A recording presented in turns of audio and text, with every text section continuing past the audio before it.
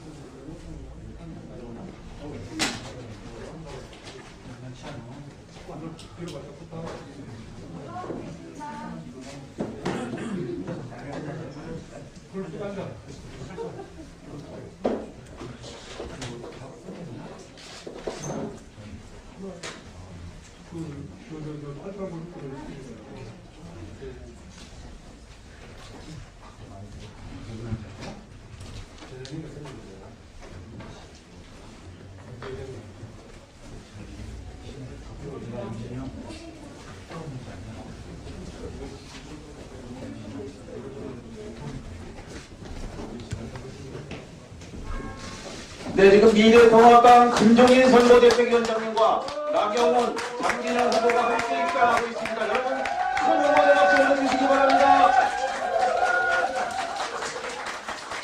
먼저 우리 미래통합당의 희망입니다. 김종인 선거대책위원장님 모셔서 먼저 말씀 듣도록 하겠습니다. 여러분, 큰 박수로 다시 한번 큰 박수 보내주시기 바랍니다.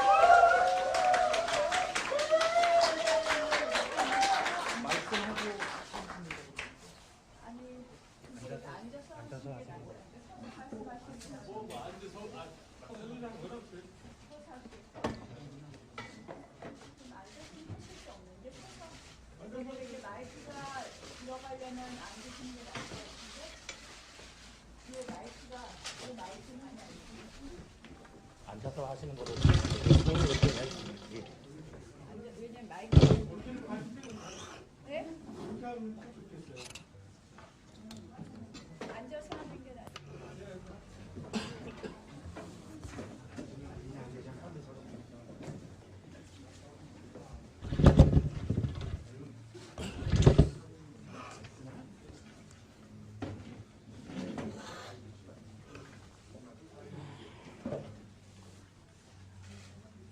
뭐 여기 공작 가불은 잘 보고 계시네요.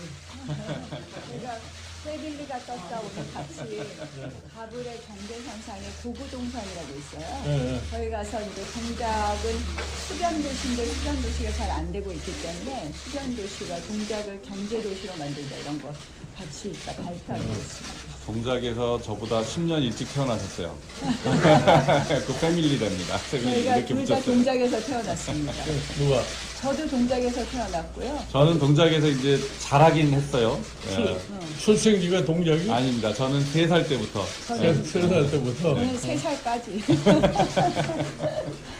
그래서 동작에서 태어났고요. 그래서 동작에서 초, 중, 고를 초중에서 나왔고. 다 나왔죠. 예. 동작 토백이니까 별로 염려 안 해도 되겠네. 둘 다 그렇습니다. 아니, 근데, 내가 몇 마디 제가 하고서 가겠습니다. 이번들 4월 15일 날 21대 총선일은 뭐니 해도 지금까지 이 더불어민주당의 문재인 정권의 3년간의 실적이 과연 국민의 삶을 제대로 향상시키느냐 하는 것에 대한 결정을 하는 그런 순간이 아닌가 생각을 합니다. 잘 아시다시피 이 정권이 처음에 내세웠던 여러 가지 약속들이 있습니다. 그 약속이 제대로 지켜졌느냐 하는 거 한번 상상해 보십시오. 제일 먼저 내세웠던 것이 뭡니까? 일자리 창출, 소득주도 성장. 일자리 창출을 과시하기 위해서 대통령 집무실에 고용판을 설치해 놓고 한 2번 정도 그 고용판을 국민에게 보여주었습니다. 그 다음에는 어디로 사라진지도 모르게 사라져버렸어요. 결국은 자기네들이 내세우는 고용의 목표가 달성하기가 불가능하다 그러니까 그 상황판 자체를 갖다가 없애지 않았나 이런 생각합니다. 이것이 단적인 문재인 지난 3년 정권에 있어서의 경제에 관한 복이라고 저는 말씀드릴 수 있습니다. 소득주도 성장을 했다고 했지만 소득은 정부의 재정을 통해 가지고서 주도했는지 모르겠습니다만은 성장은 이루어진 것이 없다는 것을 입증하고 있습니다. 그래서 저는 기본적으로 얘기할 적에 이 문재인 정권은 과연 국가 경영 능력을 갖춘 정권이냐 하는 것에 대해서 매우 회의를 갖는 사람입니다. 어떻게나 정권은 잡았는데 국가 경영 능력이 불확실하니까 결과서 나라 운영이라는 것이 제대로 되고 있지 않습니다. 여러분 잘 아시다시피 이러한 약체적인 소위 경영 능력을 가졌기 때문에 제일 먼저 이 사람들이 시도한 게 뭐예요? 자, 사법부를 장악하고 언론을 장악해서 권력을 유지해야 되겠다고 하는 것이 이 문재인 정권의 초기의 기본 방향이었던 것 같습니다. 오늘날 우리나라 법원이 어떻게 됐습니까? 법원이라는 것이 정치화돼 버리고 말았어요. 즉 법원 내에 판사들이 정치를 하기 시작한 그러한 여건을 갖다 형성해 준 것이 오늘날의 문재인 정권이라고 생각합니다. 이건 기본적으로 우리나라의 민주 질서를 갖다가 파괴하는 행위가 아니었나 저는 이렇게 생각합니다. 민주주의 기관이 되는 상권 분립의 기본 원칙을 갖다가 제대로 확립을 못하고 결국은 법원이 마치 정권에 예속된 것 같은 그런 인상을 주고 있습니다. 그러니까 정치적인 판사들이 어느 날 갑자기 정치를 하겠다고 좀 출마를 하는 그러한 모습을 갖다가 오늘날 보여주고 있는 것이 이번 21대 국회의원 선거에서 그대로 나타나고 있습니다. 저는 문재인 정권의 이 경제 실정을 갖다 보면서 더군다나 최근에 와서 코로나 바이러스 이 사태를 겪으면서 일반 서민들의 느낌이 뭐냐? 코로나로 죽거나 굶어 죽거나 마찬가지라고는 이런 아주 참 극단적인 소리까지 지금 우리가 듣고 있는 시점입니다. 지난 3년 동안에 이 문재인 정권의 이 실정이 마치 코로나 사태로 인해서 감추어지는 것 같은 그러한 인상을 풍겼습니다. 그러나 저는 우리 참 현명하신 유권자들이 지난 3년 동안 무슨 일이 일어났다는 것을 명확히 알고 있기 때문에 저는 오는 4월 15일 투표일에서 정확한 판단을 하려고 생각합니다. 저는 사실 이 서울에서의 선거를 지난 우리가 1950년도 제2대 국회의원 선거에서부터 지금까지 아주 유심히 관찰을 해온 사람 중에 한 사람입니다. 우리 서울 시내에 사는 이 유권자들이 그렇게 호락호락 정권에 대해서 정권이 선전하는 대로 따라가는 그런 유권자들이 아닙니다. 잘 아시다시피 지금 우리가 겪고 있는 이 상황을 국민들이 너무나 잘 알기 때문에 제가 지금 여기 미래통합당에 선대위원장으로 들어와서 며칠 되지 않았습니다만은 저는 이번 4월 15일 선거에 대해서 별로 그렇게 최근에 여론조사에 나타나는 상황처럼 그렇게 믿지를 않습니다. 저는 이번 4월 15일 총선에서 유권자들의 현명한 판단으로 인해서 이 정권의 무능을 철저하게 반영해 주리라고 저는 생각합니다. 이 정부가 가지고 있는 것이 뭐냐? 자, 국가 경영의 능력도 없고 또 염치가 없어요. 그 다음에 법도 제대로 잘 안 지키는 그러한 모습을 보이는 것이 현 정권입니다. 그래서 이 문재인 정권을 산무정권이라고 지칭할 수밖에 없습니다. 자, 무능에다가 무치에다가 무법이라고 하는 이런 산무정권을 갖다가 유권자들이 너무나 잘 인식하고 있기 때문에 이번 4월 15일 총선에서 동작 가불에 출마하고 계신 우리 나경원 후보, 장진영 후보 이 두 분의 승리에 대해서 저는 조금도 의심치는 않습니다. 여러분들이 지금 정부가 자랑으로 내세우는 세계 최초의 5G를 갖다가 우리가 상용화했다 이렇게 얘기를 하고 있습니다. 어저께 교육부에 발표할 것 같으면 오는 9일서부터 고등학교, 중학교 온라인 교육을 갖다 실시하려고 그러는데 상용화 5G가 상용화에 최초로 세계 최초로 자랑하는 나라에 교실에서 와이파이가 터지질 않습니다. 이게 와이파이가 터지지 않으면은 온라인 교육이라고 하는 것이 불가능해요. 그리고 우리가 현재 우리 많은 학생들이 스마트 기기를 갖다가 스스로 갖고 있지를 못합니다. 이런 상황에서 온라인 교육이라고 하는 것은 불평등을 더 조장할 뿐 별로 효과를 거둘 수 없을 거라고 생각합니다. 이것이 하나의 신뢰입니다. 지금 문재인 정권이 오늘날 각 분야에서 이것저것 얘기하는 것이 다 현실과 동떨어지고 그저 무조건 하나의 선전 효과를 보기 위한 노력에 불과하다고 봅니다. 최근에 여러분들 아시다시피 코로나 사태를 가장 모범적으로 잘 해결했다고 얘기를 합니다. 여러분 아시죠? 초기에 코로나 사태가 발생했을 적에 우왕좌왕하던 모습,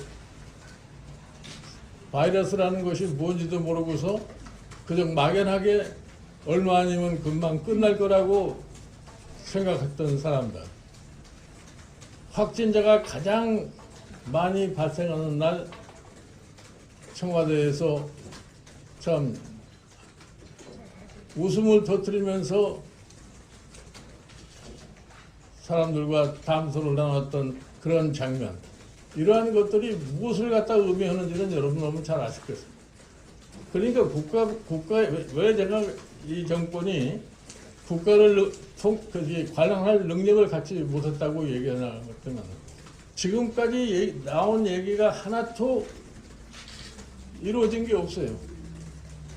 초기에는 뭐 기회는 균등하고 과정은 공정하고 뭐 결과는 정의롭다고 했는데 과연 여러분들 공정이라고 하는 얘기를 갖다가 이 정권이 할 수 있겠느냐 한번 상상을 해보십시오.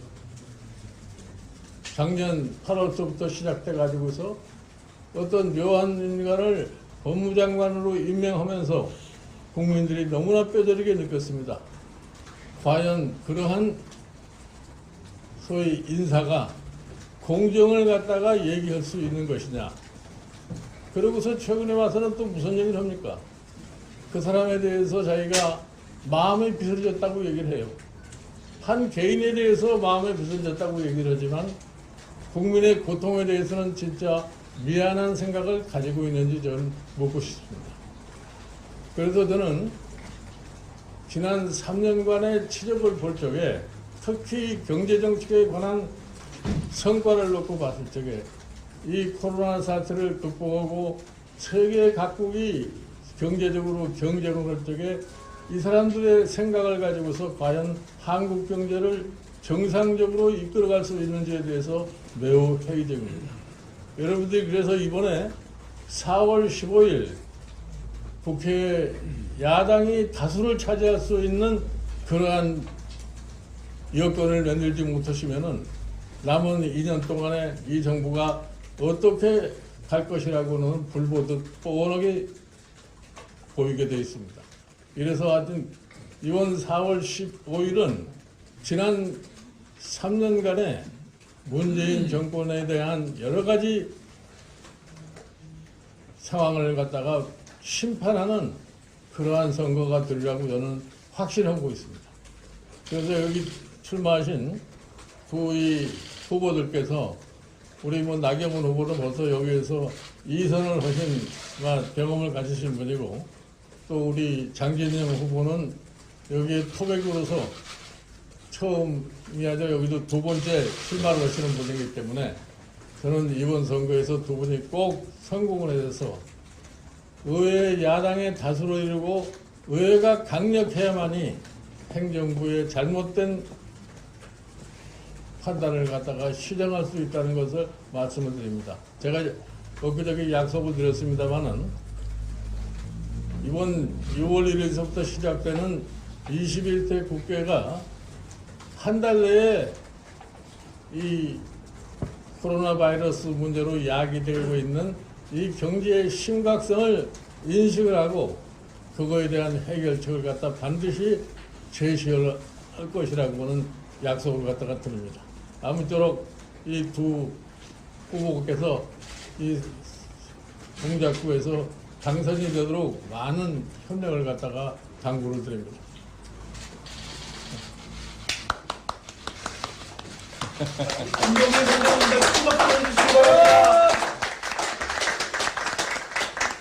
다음은 우리 동작을의 힘입니다. 나경원 후보의 말씀을 청해 듣도록 하겠습니다. 다시 한번 큰 응원의 박수 보내주시기 바랍니다. 김종인 위원장님께서 오늘 저희 선거사무실에 방문해 주셔서 진심으로 감사드립니다. 위원장님하고는 이제 선대위원장이 되신 다음에는 이렇게 공식적으로 처음 뵙는데요. 정말 다행이라고 생각합니다. 왜냐하면 위원장님께서 지금 설명하신 것처럼 경제가 정말 어렵습니다. 안 그래도 이미 중병이 들은 경제가 이 코로나 사태로 완전히 경제 생명이 끊기냐 마느냐의 그런 위기에 있고 그런 상황에서 경제하면 뭐 대한민국의 가장 전문가이신 김종인 위원장께서 저희 미래통합당의 선대위원장을 맡아주신 것이 어떻게 보면 국민들에게 조금은 안심되고 미래에 대한 비전을 이야기할 수 있는 미래통합당이구나 하는 믿음을 주신 점에 대해서 감사하게 생각합니다. 제가 요새 이제 선거운동을 하냐고 많이 다닙니다. 그런데 상가에 가서 보면 정말 눈물을 그렁그렁 하시는 분들이 많이 있으세요. 근데 이런 상가뿐만 아니라 얼마 전에는 저희 지역의 문화예술인들을 만났는데 공연이 전부 취소돼서 정말 먹고 살 수 없다고 합니다. 그래서 우리가 사회 곳곳의 분야에 있어서 지금 이제 이렇게 정말 경제 목숨이 끊어질 위기에 있는데 지금 정부 대책을 보면 너무 안타깝습니다. 얼마 전에 정부가 70% 국민에게 100만 원씩 가구당 100만 원씩 준다고 하니까 우리가 받을 수 있나요 없나요 하고 물어보는데 저도 모르겠더라고요. 결국 정부가 계속해서 구체적 기준 없이 이제 발표를 하고 있는데요. 어저께 발표한 온라인 수업 역시 위원장님 말씀에 동의하고 이 부분에 대해서도 탁상행정이라는 이야기가 많이 있지 않습니까? 그래서 지금 이제 코로나 이후에 아까 21대부터 해서 저희가 한다는 말씀 하셨는데 우리 당에서 정말 그동안 완전히 붕괴된 이 경제 펀더멘탈을 다시 튼튼하게 할 수 있는, 뿌리부터 튼튼하게 할 수 있는 좋은 그런 정책 대안들을 많이 만들어야 될 것 같습니다. 위원장님께서 해주실 거라고 생각하고 저희는 당연히 우리 중앙당에서도 그런 정책 대안을 해주시고 저희도 각 지역에서 이러한 우리의 의지, 능력 이것을 보여서 반드시 승리하는 것으로 우리 21대를 준비하도록 하겠습니다. 이미 작년 내내 우리가 사실 이것은 아니다라고 말했던 선거법이 이번에 60cm 넘는 투표용지로 모든 국민들에게 알려졌습니다. 그래서 저희가 21대 들어가서 이런 해야 될 일이 너무 많기 때문에 다 같이 우리 국민들께서 아실 거고 그래서 반드시 대한민국 미래를 바꿔나갈 수 있다고 생각합니다. 열심히 하겠습니다. 고맙습니다. 네, 다시 한번 남편분도 큰 박수 보내주시기 바랍니다. 다음 계속해서 동작갑의 새 희망입니다. 장진영 후보의 말씀을 청해 듣겠습니다. 큰 박수 보내주시기 바랍니다. 감사합니다. 동작갑의 장진영 후보입니다. 아직 동작갑이라는 이름이 많이 저에게 낯설긴 합니다. 오늘 나경원 대표님 사무실에 오니까 제 고향에 왔는데 많이 감개가 무량합니다.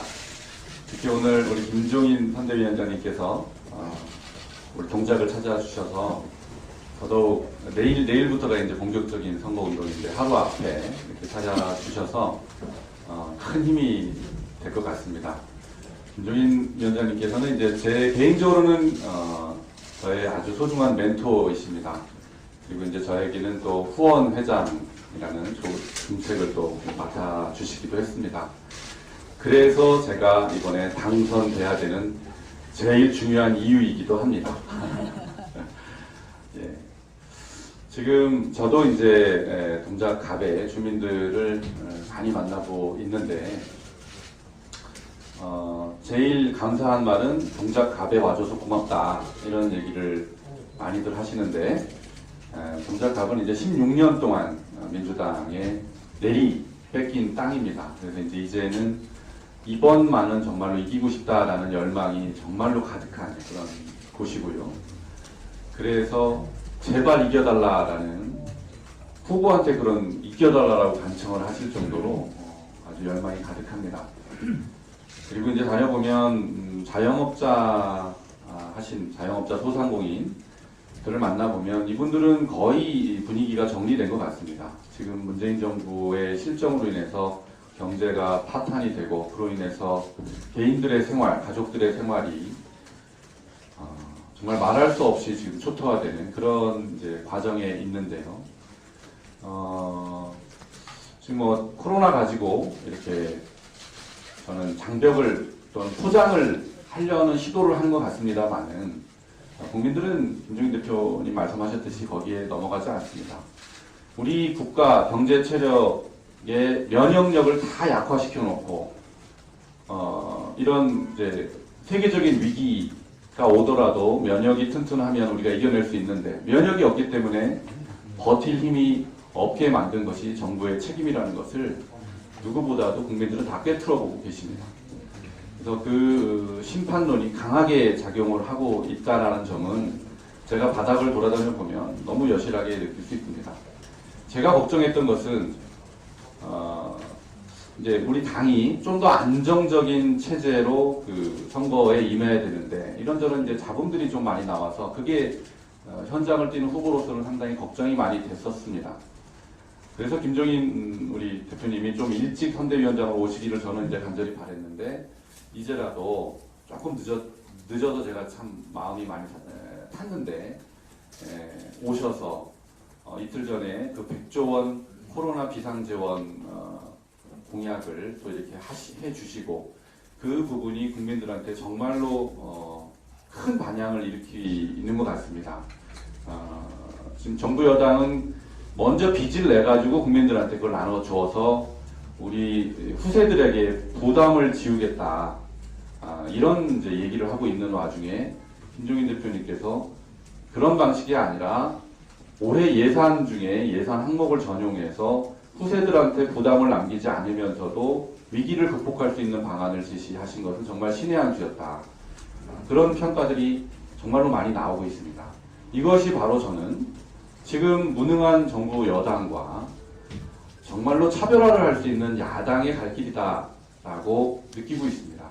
이렇게 이제 지도부가 강력한 지원 사격을 해주신다면 저는 정말로 열심히 뛰는 후보들 그리고 지금 불고 있는 심판의 바람에 힘입어서 이번 총선은 무난하게 이길 수 있는 총선이 될 것이다 라고 확신하고 있습니다. 그래서 김종인 대표님께서 지금 하시는 것처럼 중심을 딱 잡으시고 후보들을 강하게 지원해 주시기를 부탁드리겠습니다. 남은 세 분 사진 촬영을 말씀하실 게 있으십니까? 하여튼 두 분이 잘 아시겠지만 선거에서 가장 중요한 것이 뭐냐면은 일반 국민의 실생활이 어떻게 변하냐가 제일 중요합니다. 지난 3년 동안에 이 정부가 경제정책을 갖다가 파행으로 이끌어가지고서 거기에서 가장 고통을 받은 사람이 어떤 사람들이냐면은 소상공인 자영업자들입니다. 이 사람들이 거의 한계선상까지 지금 도달을 했는데 이번에 코로나 바이러스 사태로 인해 가지고서 이제 생존 자체가 위협을 받는 그런 상황에 놓여 있습니다.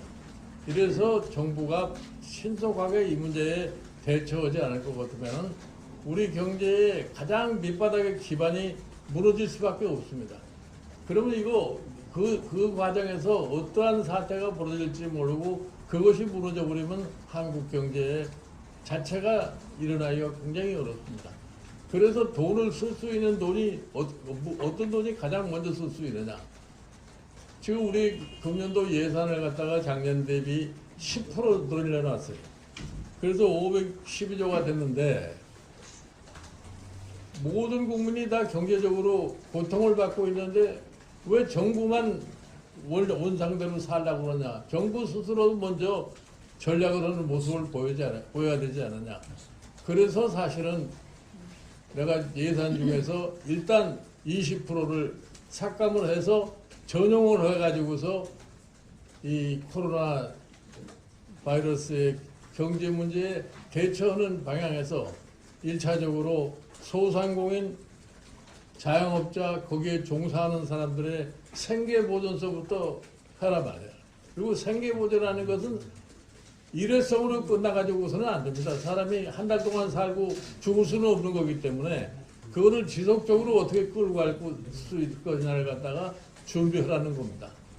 그런데 지금 그거 처음에는 무슨 말인지도 몰랐다가 이제 그 얘기를 끄집어내니까 허둥지둥하는 모습을 보이고 뭐 각종 얘기를 많이 하고 있는데 실질적으로 우리나라의 이 예산 전용이라고 하는 것을 전혀 무슨 뜻인지를 모르고 막 얘기하는 사람들이 많은데 여러분들이 그런 점을 국민들에게 잘 설득을 시킬 것 같으면 이제 설명을 하면은 국민들이 좀 납득이 쉬울 겁니다. 오직 하면은 제가 사실은 1956년도 대통령 선거에서 구호를 내세웠던 못살 못다 갈아보자라고 하는 말이 지금 서민들 사이에 유통되고 있다고 하는 얘기를 갖다 하는 겁니다.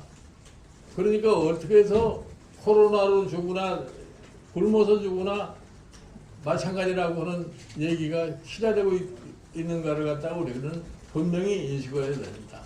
이래서 앞으로 우리나라의 경제를 재건하고 좀 서민층을 보다 더 행복하게 만들 수 있기 위해서 저는 이번 총선이 참 경제적 실적에 대한 엄중한 심판을 해서 이 미래 통합당이 국회에 다수를 이룩해서 정부를 견제할 수 있는 그러한 선거가 되리라고 저는 확신을 갖다 하고 있습니다.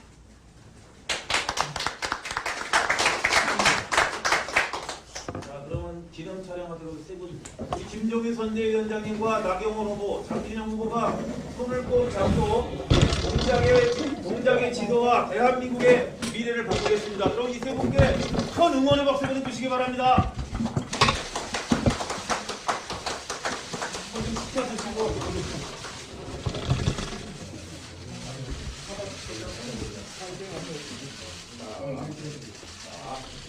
동작 파이팅! 파이팅!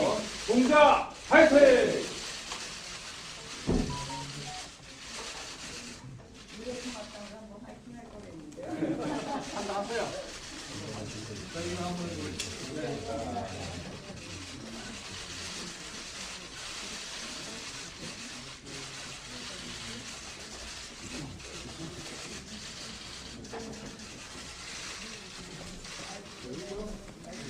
여론조사에 핵심은 두 가지죠. 생각하는 사람이 좀 편하게 내가 12대 사람을 다르게 하는 여론조사들마다 기국적 이기는 선거에 이긴 사람이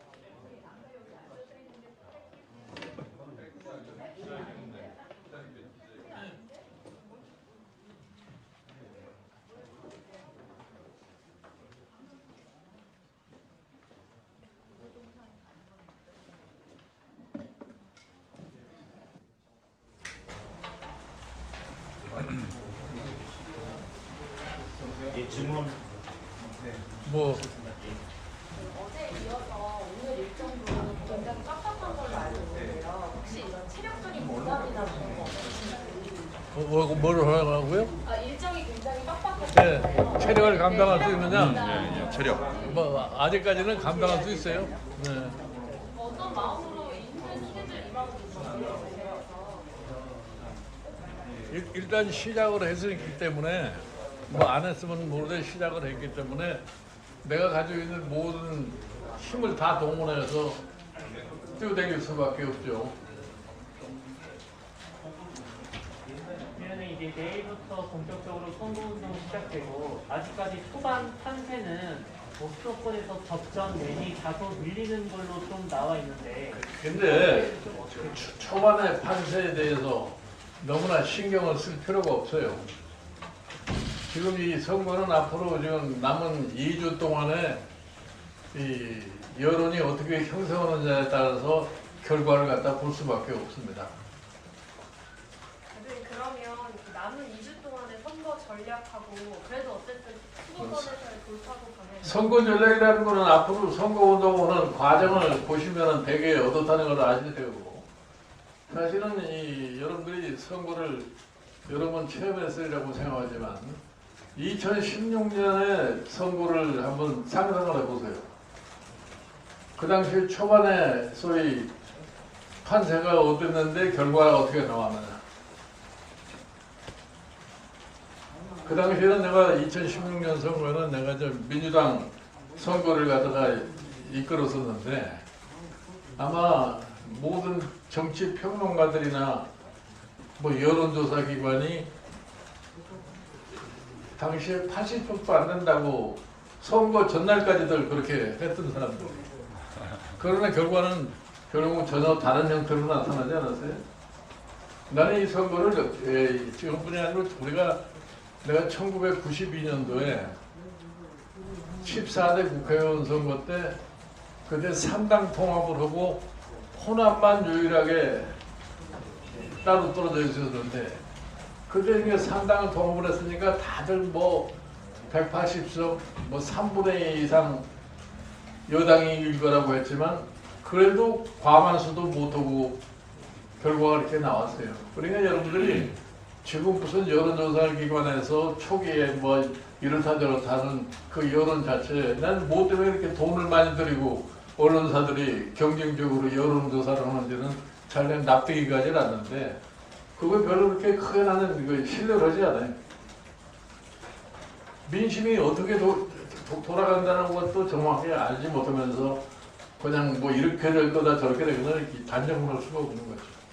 참고로 말씀드리면 내가 2006년에 보궐선거에서 선거 공고 당일날 여론조사가 12대 48이라는 선거 여론조사 결과를 최종적으로는 승리로 이끄는 이런 경험도 있어요. 그러니까 너무나 그렇게 초반 판세에 대해서 뭐 일희일비할 필요가 없다고 나는 생각합니다. 됐습니까? 온라인 교육이 불평등을 조장할 거라는 말씀하셨는데 뭘 하실 거라고? 온라인 교육이 불평등을 조장할 수 있다는 말씀. 온라인 교육, 와이파이가 안 돼서. 아니 그러니까 지금 고1서부터 저희 온라인 교육을 한다고 그러지 않았어요. 온라인 교육을 하려할 것 같으면 스마트 기기가 다 가지고 있어야 되고 그 다음에 와이파이가 제대로 집에서도 터지고 교실에서도 터져야 되는데 우리의 지금 학교의 실정이 그렇지 못한 게 아니냐 이렇게 보는 거예요. 그런 좀 교육 정책에 대안이 있을까요, 위원장님 생각하는?